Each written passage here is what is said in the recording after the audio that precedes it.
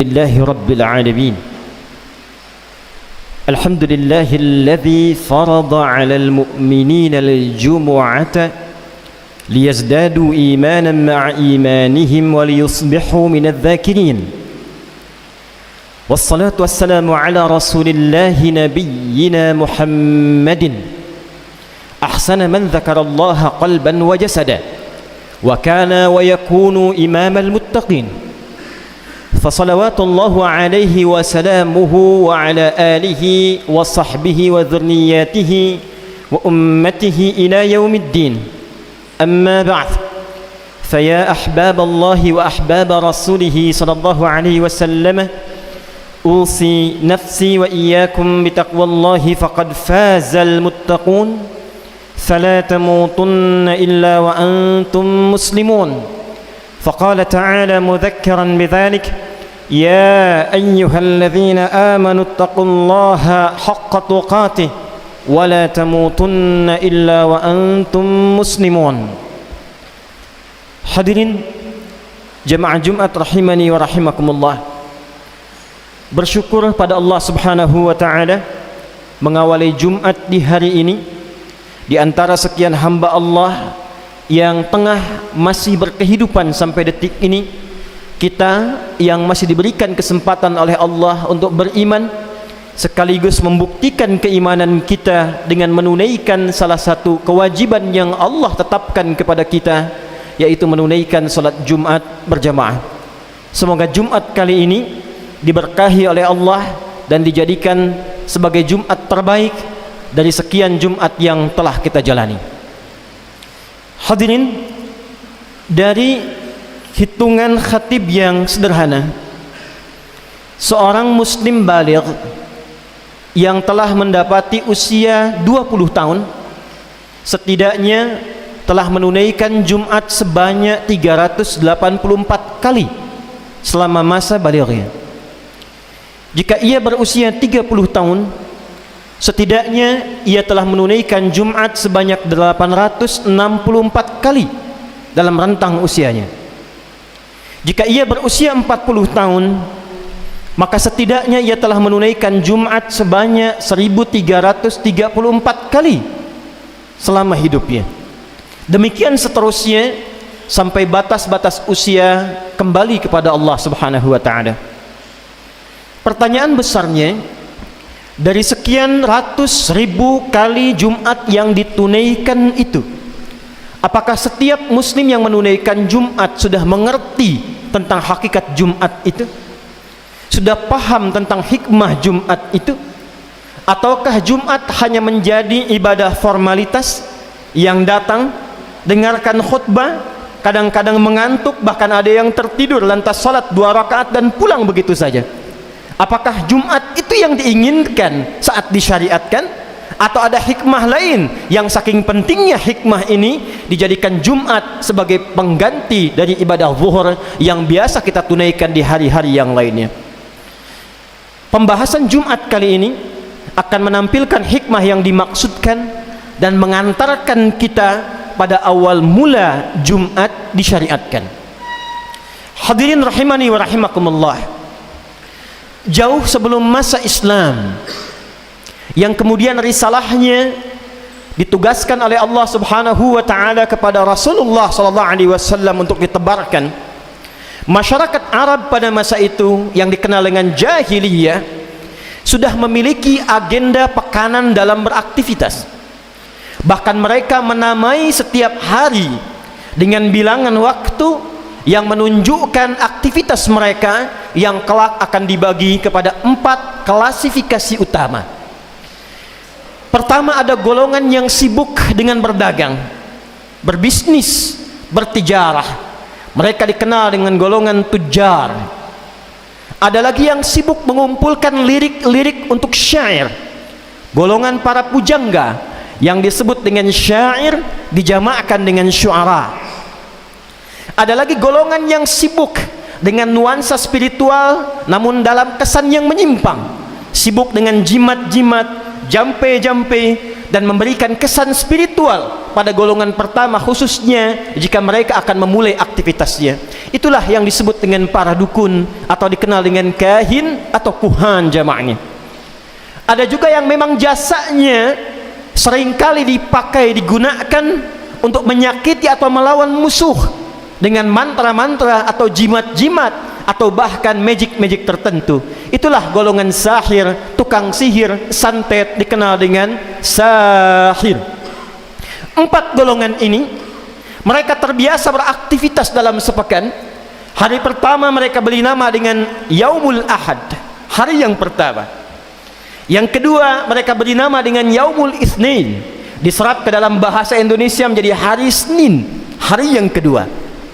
Hari ketiga mereka beri nama dengan Yaumul Thulatha, diserap ke dalam bahasa Indonesia hari Selasa, dari kata thalatha, hari yang ketiga. Hari keempat Arba'ah mereka beri nama dengan Al-Arbi'ah, kita serap ke dalam bahasa Indonesia menjadi hari Rabu. Hari kelima mereka beri nama dengan Yaumul Khamis, dari kata khamsah, kita serap ke dalam bahasa Indonesia menjadi hari Kamis, hari yang kelima. Ahad, Senin, Selasa, Rabu, Kamis, 4 golongan ini menebar ke beragam tempat untuk melakukan aktivitas yang telah mereka rencanakan. Orang-orang yang biasa berdagang mereka pergi menyebar, bahkan di antara mereka di musim-musim tertentu, panas ataukah dingin, ada yang berkelana merantau sampai dengan ke Yaman atau bahkan sampai dengan ke Syam. Turun surah Al-Quraisy untuk merefleksikan sekaligus mengabadikan kebiasaan mereka itu. Li'ilafi Quraisy ilafihim rihlatasy syita'i was-saif. Demikian para syuara, mereka datang ke lembah-lembah, datang ke bukit-bukit mencari inspirasi, kadang-kadang hanya untuk mendapatkan inspirasi, menuliskan lirik-lirik untuk menjadikan semua lirik itu menjadi qasidah yang enak untuk dinikmati. Maka turun Quran surah ke-26 Asy-Syu'ara, dan dari ayat 227 menyampaikan kebiasaan mereka itu. Wasy-syu'ara'u yattabi'uhumul ghawun alam tara annahum fi kulli wadin yahimun. Dan para pujangga itu kadang-kadang melakukan aktivitas yang tidak banyak manfaatnya. Mereka turun ke lembah-lembah hanya untuk mendapatkan inspirasi, setelah itu merakit, menenun syair mereka hanya untuk ditampilkan begitu saja tanpa melahirkan kemaslahatan yang lebih. Demikian para tukang dukun, kahin, demikian para sahir, mereka akan berusaha meramu jimat-jimat yang dengan itu mereka akan coba jual di 2 kalangan yang pertama. Hadirin, puncaknya di hari yang ke-6. Mereka tidak menamai hari ke-6 ini dengan nama bilangan seperti awal. Kalau konsisten kita katakan Yaumul Ahad, Al-Itsnin, Al-Thulatha, Al-Arbi'ah, Al-Khamis. Konsisten ke-6-nya As-Sadis. Tapi mereka beri nama dengan Yaumul Arubah. Yaumul Arubah. Pada mulanya di era kakek moyang Nabi Muhammad SAW, yaitu Ka'ab bin Lu'ay, seperti disampaikan oleh Abu Qasim As-Suhaili dalam kitabnya Raudul Unuf, bahwa makna Arubah pertama kali ditampilkan adalah hari pertemuan untuk berkasih sayang. Yaumur Rahmah, datang untuk saling berkasih sayang, menampilkan perhatian. Tapi setelah lewat generasi, mendekati ke era Nabi Muhammad SAW, maka makna Arubah berubah menjadi hari berbangga sebagai orang Arab, hari untuk berpesta, hari untuk menampilkan hasil kebanggaan dari 6 hari kerja keras ke belakang. Maka mereka akan berkumpul di hari yang ke-6 ini di pusat-pusat perbelanjaan.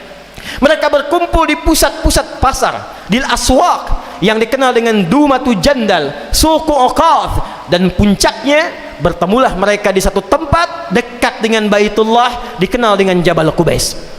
Maka orang yang paling banyak hartanya di situ akan dipamerkan, akan diangkat, dia naik ke atas dan ditampilkan, ini hartawan terkaya di kalangan masyarakat kita.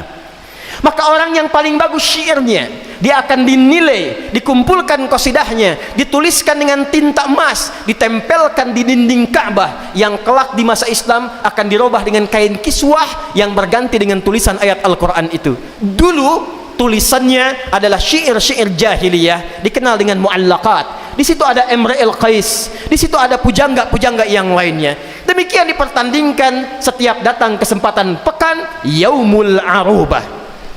Para dukun, siapa yang paling hebat mantranya, siapa yang paling sesuai dengan kenyataan di lapangannya, maka dia akan diangkat menjadi dukun rujukan, tukang sihir yang paling utama. Itulah kebiasaan masyarakat jahiliyah yang setiap pekannya beraktivitas, mencari dunia, mencari karya, lelah, penat, dan puncaknya hanya untuk ditampilkan pesta, foya, ria. Yang kaya semakin meningkat, yang lemah semakin tertindas, yang hebat semakin terangkat.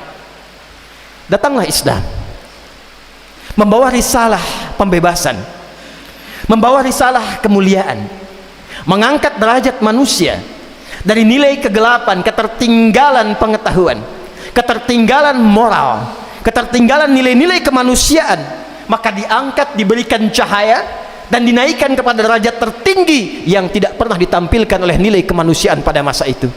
Di antara sekian syariat untuk mengangkat nilai kemanusiaan itu, maka sesaat sebelum hijrah Allah menurunkan kepada Nabi Muhammad sallallahu alaihi wasallam untuk menunjukkan perbedaan antara orang yang sudah beriman dan berislam dengan orang yang belum berislam dan beriman. Turunlah Quran surah ke-62 di ayat yang ke-9 itu dan merubah nama Yaumul Arubah menjadi nama baru sesuai dengan nama surahnya, surah Al-Jumu'ah. A'udzubillahi minasyaitonir rajim. Ya ayyuhalladzina amanu idza nudiya lis-salati min yaumil jumu'ati fas'au ila dzikrillahi wa dzarul bai'. Dzalikum khairul lakum in kuntum ta'lamun. Ya ayyuhalladzina amanu. Ya harfun nida, huruf panggilan. Dalam gramatikal bahasa Arab ada 14 jenis huruf nida. Ada a, ada aya, ada wa, ada ya.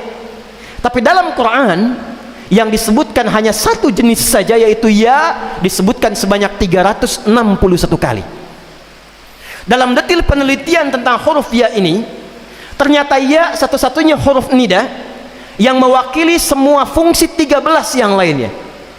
Dia bisa digunakan untuk memanggil yang dekat, yang menengah, bahkan yang jauh, bahkan untuk meminta tolong. Jadi ketika Allah panggil dengan kata ya, seakan Allah ingin mengatakan ya ayyuhalladzina amanu, hei semua orang yang telah menyatakan dirinya beriman, baik dia merasa dekat, sedang di posisi menengah, ataupun merasa jauh sekalipun. Ayyuha disebutkan 150 kali dalam Al-Quran. Ayyunya munada bimakna taukid, haknya bimakna tanbih. Taukid untuk menguatkan, tanbih untuk mengingatkan. Kata Allah, saya tegaskan kepada siapapun yang telah mengatakan dirinya beriman. Saya ingatkan kepada siapapun yang telah mengatakan dirinya beriman. Siapa itu ya Allah? Alladzina amanu. Alladzina disebutkan 1080 kali dalam Al-Quran. Isim mausul yang menunjukkan pada bentuk jamak tanpa batas. Dia mencakup laki-laki, dia mencakup yang baligh, yang tua, yang biasa, yang merasa status sosialnya tinggi, menengah, ataupun biasa. Kata Allah, sepanjang dia telah menyatakan beriman pada Allah subhanahu wa ta'ala, maka mesti ada perbedaan imannya antara keadaan dirinya sudah beriman dengan yang belum beriman. Idza nudiya lis-salati min yaumil jumu'ati, jika kalian orang-orang beriman itu sudah diseru tiba panggilan min yaumil jumu'ati, di hari Jumat. Hadirin, turunnya ayat ini sekaligus merubah nama Yaumul Arubah menjadi Yaumul Jum'ah. Pertanyaannya, apa itu Jum'ah? Kenapa namanya mesti Allah rubah dengan Yaumul Jum'ah? Dan meminta setiap insan yang telah beriman, sepanjang dia mengatakan telah beriman, terpanggil dengan panggilan iman itu dan datang untuk mempraktekkan makna Jum'ah. Hadirin, Jumat bukan sekedar nama biasa. Ada yang mengatakan dia berasal dari ijtima'. Bukan sekedar ijtima'. Ijtima' sekedar berkumpul. Tapi Jum'ah setidaknya dia memiliki 3 makna utama. Jum'ah mengandung kata al-jam'u, datang berkumpul. Yang kedua, Jum'ah juga mengandung kata at-ta'aruf, saling mengenal. Al-Jum'ah yang ketiga juga mengandung makna al-ihtimam, saling memberikan perhatian. Jadi yang diharapkan datang ke Jumat itu bukan sekedar Anda datang, duduk mendengarkan khutbah kadang-kadang terkantuk, lantas salat 2 rakaat dan pulang begitu saja. Bukan itu yang diinginkan. Kata Allah, perbedaan insan beriman kalau berkumpul dengan insan yang belum beriman ada penekanan yang berbeda. Insan beriman kalau datang bukan sekedar kumpul. Lihat siapa di sampingnya yang datang itu. Kenali siapa yang duduk di kanan dan kirinya. Perhatikan siapa yang ada di belakangnya. Karena itu tidak pernah ada orang datang Jumat di era Nabi SAW kecuali diketahui siapa yang datang itu, apa keperluannya, apa kebutuhannya, sehingga tidak pernah ada orang datang Jumat kecuali sepulang Jumat selesai kebutuhannya. Hadirin, hadis tentang salat tahiyatul masjid yang diviralkan hanya matannya saja. Qala Rasulullah sallallahu alaihi wasallam, "Idza dakhala ahadukumul masjida fala yajlisa hatta yusalli rak'ataini." Jika ada seorang di antara kalian datang ingin i'tikaf di masjid, maka jangan langsung duduk sebelum dia salat 2 rakaat. Hanya matan yang dilihat. Padahal sababul wurud hadis ini, kata Al-Imam Malik rahimahullah, datang seorang bernama Sulaik dari Ghatafan. Sulaik bukan berasal dari Madinah, dari Ghatafan, dan belum tahu kebiasaan sabda Nabi yang dipraktekkan oleh masyarakat Madinah. Datang jauh-jauh di hari Jumat. Begitu datang dia kemudian langsung datang dan masuk dan duduk. Maka Nabi ingin perkenalkan, ingin berikan informasi kepada masyarakat Madinah, itu ada saudara kita yang datang. Perhatikan siapa ia, apa kebutuhannya, apa keperluannya. Ini saudara kita yang wajib kita sinergikan dan bantu bersama. Maka Nabi menyampaikan sabda demikian dengan isyarat yang lembut dan halus, dan sahabat memahami. Sepulang Jumat mereka mengetahui, mengerubuni, bahkan menanyakan kepada Sulaik al-Ghatafani apa kiranya yang mampu untuk diperbantukan. Itulah Jumat. Jadi kalau ini kita praktekkan, nilai Jumat solutif ini, Jumat yang penuh dengan kebersamaan, Jumat yang penuh dengan perhatian, demi Allah saya katakan tidak akan pernah terjadi pada kondisi umat Islam kecuali hadir persatuan, hadir sinergitas, dan hadir apa yang selalu ingin kita dambakan, yaitu kemaslahatan di antara insan yang beriman. Ada seorang yang sakit tidak mampu ke rumah sakit, datang bertemu di Jumat dengan dokter, selesai persoalannya. Ada mahasiswa bertemu dengan dosen, dia mungkin bisa konsultasi persoalan di kampusnya. Ada orang yang tidak punya pekerjaan, datang ke Jumat bertemu dengan pengusaha, selesai masalahnya. Sekarang pertanyaannya, setelah 15 abad dari kehidupan Nabi itu, di mana Jumat yang diinginkan oleh Rasulullah sallallahu alaihi wasallam itu? Kalau cuma datang, duduk, berkumpul, pulang, jangankan insan beriman, orang jahiliyah pun bisa melakukan itu. Di stadion pun datang, duduk, kumpul, teriak, pulang, selesai. Di pasar datang, duduk, menawar, pulang, selesai. Maka Jumat berbeda. Ya ayyuhalladzina amanu, iman kita dipertaruhkan untuk menampilkan esensi Jumat dalam berkehidupan. Hadirin rahimani rahimakumullah. Bagian kedua sebagai penutup dari khutbah yang singkat ini, idza nudiya lis-salati min yaumil jumu'ati fas'au ila dzikrillah. Pembedanya, kata Allah, jika ada seruan di hari Jumat itu sebagai pertanda sholat Jumat akan dimulai, bukan sekedar sholatnya, hubungan kita dengan Allah subhanahu wa ta'ala, tapi juga mencakup nilai sosialnya, maka bergegaslah anda semua, kata Allah, untuk berkontemplasi, merenungkan secara singkat, menyadari tentang bekal untuk pulang kembali kepada Allah subhanahu wa ta'ala yang disebut dengan zikrullah. Hadirin, kata zikir di dalam Al-Quran tidak disebutkan kecuali menunjuk kepada segala aktivitas yang mampu mendekatkan seorang hamba dengan Allah subhanahu wa ta'ala. Karena itu seluruh jenis ibadah dalam Al-Quran itu dinamai dengan zikir. Salat disebut dengan zikir. Quran surah ke-20 Taha di ayat yang ke-14, innani anallahu la ilaha illa ana fa'budni wa aqimis salata li dzikri. Kalimat thayyibah pasca salat, subhanallah, alhamdulillah, Allahu akbar disebut dengan zikir. Quran surah keempat An-Nisa di ayat 103, فَإِذَا قَضَيْتُمُ الصَّلَاةَ فَاذْكُرُوا اللَّهَ قِيَامًا وَقُعُودًا وَعَلَى جُنُوبِكُمْ. Anda berdoa dengan penuh kekhusyuan disebut dengan zikir. Quran surah ke-7 Al-A'raf di ayat 205, وَاذْكُرْ رَبَّكَ فِي نَفْسِكَ تَضَرُّعًا وَخِيفَةً وَدُونَ الْجَهْرِ مِنَ الْقَوْلِ. Anda baca Al-Quran, Quran disebut dengan zikir. Quran surah 15 Al-Hijr di ayat yang ke-9, inna nahnu nazzalna dzikra wa inna lahu lahafizun. Anda menghafal Quran, bahkan disebutkan 4 kali amalannya sebagai zikir utama. Quran surah ke-54 di ayat 17, ayat 22, ayat 32, ayat ke-40, walaqad yassarnal qur'ana lidzikri fahal mim muddakir. Hadirin, tidak disebutkan zikir kecuali menunjuk kepada amal ibadah yang mampu mendekatkan diri kita kepada Allah Subhanahu wa taala. Idza nudiya lis-salati min yaumil jumu'ati fas'au ila dzikrillah. Kata Allah, kalau Anda mendengar seruan Jumat itu, cepat renungkan, cepat sadari, datang mengingat zikir apa yang telah kita siapkan sebagai bekal pulang menuju Allah Subhanahu wa taala. Cepat ingat Allah. Jangan-jangan selama sepekan ke belakang aktivitasnya seperti aktivitas jahiliyah dulu. Cuman kerja, berangkat gelap, pulang gelap, kumpulkan harta, akhir pekan weekendnya cuma jalan-jalan, tamasya, beradu harta, pamer di media sosial. Insan beriman tidak begitu. Kalau hanya seperti itu, jahiliyah sudah khatam itu 15 abad yang lalu. Justru Jumat disyariatkan untuk merubah perilaku insan beriman sehingga menjadi contoh untuk setiap manusia yang berkehidupan.